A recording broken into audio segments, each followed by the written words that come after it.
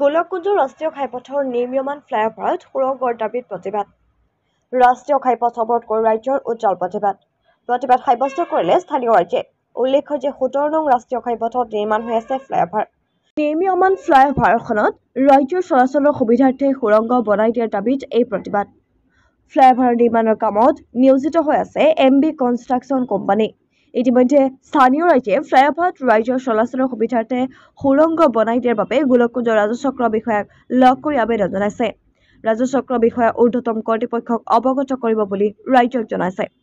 কিন্তু ৰাজচক্ৰ বিষয়াক জনোৱাৰ পিছতো MB কনষ্ট্ৰাকশ্যন কোম্পানীয়ে ৰাইজৰ ৰাস্তা বন্ধ কৰি কাম কৰি আছে। কোনো সুৰংগৰ ব্যৱস্থা কৰা নাই। সেয়ে স্থানীয় ৰাইজ ওলাই আহি পথ অৱৰোধ কৰি বিভিন্ন শ্লোগান দি উজ্জ্বল প্ৰতিবাদ সাব্যস্ত কৰে।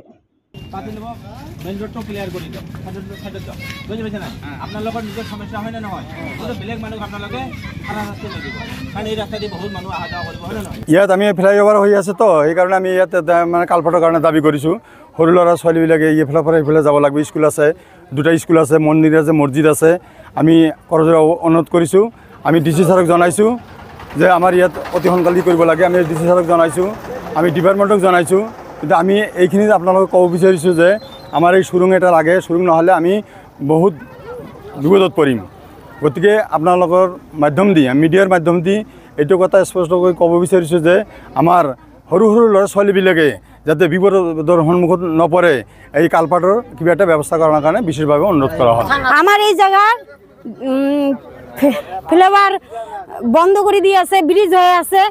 আমার এই জায়গায় DC কমপ্লেন দিছিলাম, DCও না মানে এই জায়গার রাস্তাবিলাক লাগে। আমার মসজিদ, মন্দির, স্কুলের ছাওয়াগুলা কেনেকৈ যাব?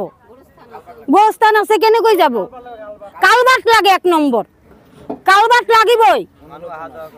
স্কুলত যাব দিব লাগিবই, ছাত্রবিলাক রাস্তা লাগিবই, নাইলে না হব।